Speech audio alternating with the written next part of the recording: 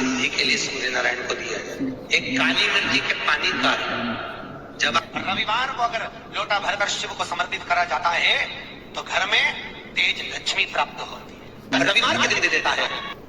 शिव पंचायत में गुड़, चावल, लाल फूल और लाल मिर्ची के 11 दाने पानी के कलश में तांबे के लोटे में लेकर हाथ को ऊंचा कर नेत्र, नासिका, वक्षस्थल के सम्मुख में जो सूर्य नारायण को अर्घ देता है, जल चढ़ाता है, पर जो सूर्य को अर्घ रविवार के दिन दे देता है, अगले रविवार तक पैसे की आवक आना प्रारंभ हो जाता है। जो आज तक फोन नहीं उठाता वो फोन उठाना चालू कर देता है। अगर कोई बड़ी बीमारी है, कोई बात आपको शंकर भगवान से कहना है तो रविवार के दिन जब सूर्य को अर्घ देंगे तो वही कलश रख देंगे, अर्घ दिया फिर उसको आपको धोना नहीं है। दूसरे दिन सोमवार का दिन पड़ेगा, फिर जल भर दो अपने कलश में। सूर्य नारायण को अर्घ देकर वही कलश से वापिस जल भरकर शंकर जी के मंदिर में ले जाकर जल को चढ़ाना प्रारंभ कर दीजिए।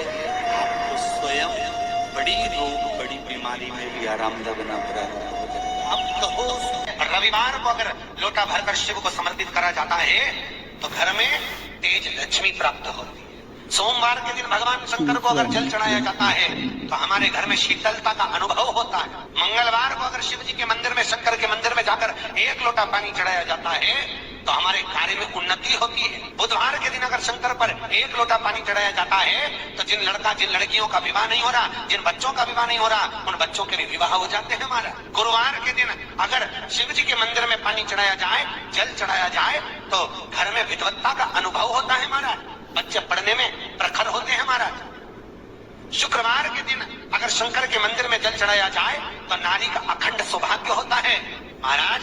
शनिवार के दिन अगर शिव की आराधना करी जाए, शनिवार के दिन अगर शंकर को जल चढ़ाया जाए तो जिंदगी में व्यक्ति की। सूर्य को 3 अर्घ होते हैं। एक लाल चंदन का कार्य की सिद्धि के लिए सूर्य नारायण को दिया जाए। एक काली मिर्ची के पानी का, जब आप कोई एग्जाम में बैठ रहे हैं, कोई परीक्षा में बैठ रहे हैं और आपको उसमें उत्तीर्णता चाहिए या मेरा ये काम सफल चाहिए या अदालत में केस चल रहा है उसको निपटाना है, तो काली मिर्ची के जल से सूर्य को अर्घ दी जाती है। तो उस जल की अर्घ से व्यक्ति का काम तुरंत 1.5 महीने के अंदर सफल हो जाता है। काली मिर्ची के अर्घ का इतना प्रमाण।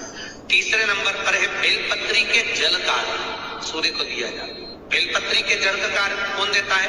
जो बहुत बीमार पड़ा रहता है, जिसको कुछ ना कुछ शारीरिक कष्ट चलता रहे, कभी घुटना, कभी कमर, कभी पेट, कभी ब्लड प्रेशर, कभी शुगर, कुछ ना कुछ चलती रहे, तो वो लगातार 1 महीना बेलपत्री के पानी का अर्घ सूर्य को देता रहे, उसको रोग से निवारण हो जाता है। रोग से समस्या खड़ी हो जाए कि बहुत विकट समस्या है और कोई हल ना मिल रहा हो जाता है। जीवन में कोई कोई घड़ी ऐसी आके खड़ी हो जाती है जहाँ पर हमको सोचने के लिए भी समय नहीं मिलता। तब शिव महापुराण की कथा वर्णन करती है, रविवार को अगर लोटा भरकर शिव को समर्पित करा जाता है तो घर में तेज लक्ष्मी प्राप्त होती है। शिव कथा कर शिव जी करते हैं। कुंवारी कन्या तीज का व्रत करती है, हरताली का तीज करती है, छोटी तीज, बड़ी तीज, हरियाली तीज करती है, छठ व्रत करती है। कुंवारी कन्या नवरात्रि व्रत करती है। कुंवारी कन्या जितने भी व्रत धारण करती है, सोमवार, मंगल, बुध, गुरु, शुक्र, शनि, जो भी व्रत उसने करा है, कुंवारी कन्या भूल से 1 लोटा जल मुझे समर्पित करती है। शिव कहते हैं वो मेरी पुत्री के समान हो जाती है, सुख सुंदरी के समान। उसके लिए वर देखना मेरा काम हो जाता है। मौका मिले तो गीता प्रेस गोरखपुर की मार्कंडे पुराण निकालकर उसमें पढ़ना मिल जाएगा। शंकर भगवान को रिझाना, बेलपत्र का प्रयोग भगवान शिव को रिझाने का जो आनंद है, शिव को जो मनाने का आनंद है, वो एक स्वरूप ही है, उसका एक स्वरूप आनंद। जब विषम परिस्थिति आ जाए, ऐसा लग रहा है कि आपने पशुपति व्रत कर लिया, सोमवार की अष्टमी का प्रयोग कर लिया, मैंने शंकर जी की आराधना कर ली, तो भी विषम परिस्थिति चल रही है, अभी तक कोई सुधार आने को तैयार नहीं, तब शंकर जी के मंदिर में जब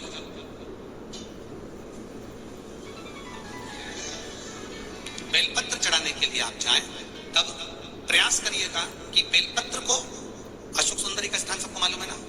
बोलो जम के बोले ना, मालूम है सबको? अशोक सुंदरी वाली जगह पर बेलपत्री को, डंडी वाली जो जगह है जहां से पानी बहकर जाता है, उधर रखना।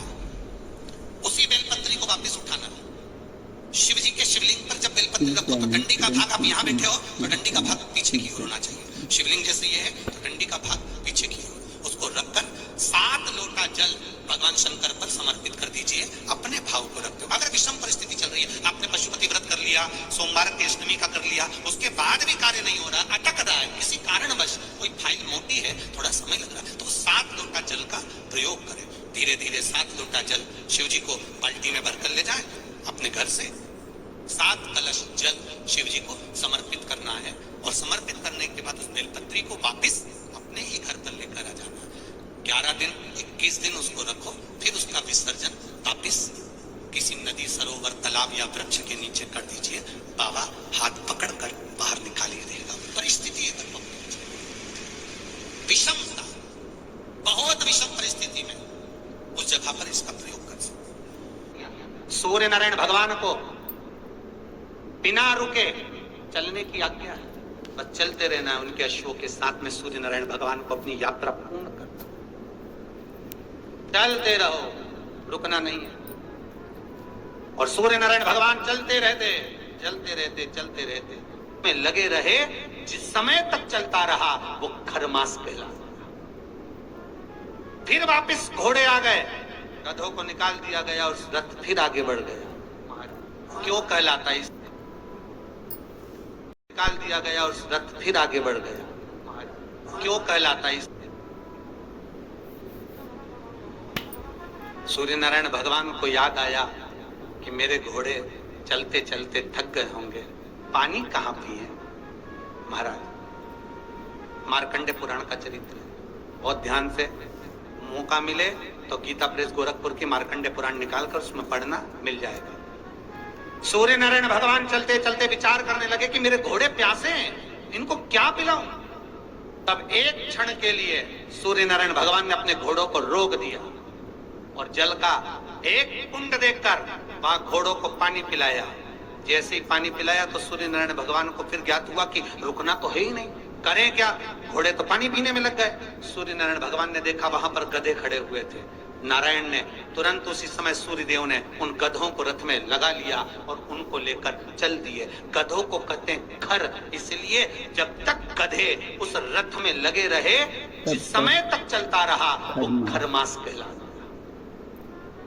फिर वापस घोड़े आ गए, गधों को निकाल दिया गया और रथ फिर आगे बढ़ गया।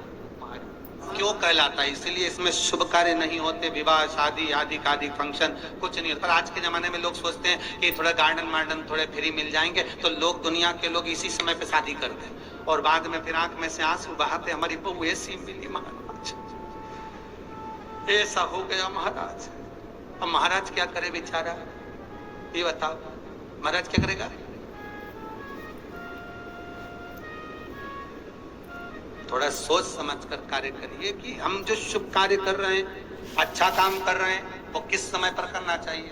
हाँ, भजन करो, कीर्तन करो, संकीर्तन करो, कथा करवाओ, नाम जाप करो, स्मरण करो, खूब अनुष्ठान करो, तुम भगवत नाम का जाप करो, ये तो तुम कभी भी कर सकते हो जीवन पर्यंत में, कभी भी, क्योंकि मृत्यु का कोई भरोसा नहीं है, इसलिए भजन का भी भरोसा नहीं। करते रहो, कभी भी आ जाए तो ठिकाना किसका, ना जाने कब फोटो टंग जाए, इसलिए भजन में पीछे मत। पार्वती जी ने कर जोड़कर हाथ शिव से अपने पुत्रों के सामने, अपने बच्चों के सामने स्तुति कर शंकर भगवान से कहा, आपने मेरा नाम द्रुमावती रख दिया, आप द्रुमवन बन गए, मैं कुछ देर के लिए वेदभक्त के रूप में आ गई। पर शिव जी से पूछा कि फिर आप मुझे वापस कैसे प्राप्त हो गए, मुझे कैसे?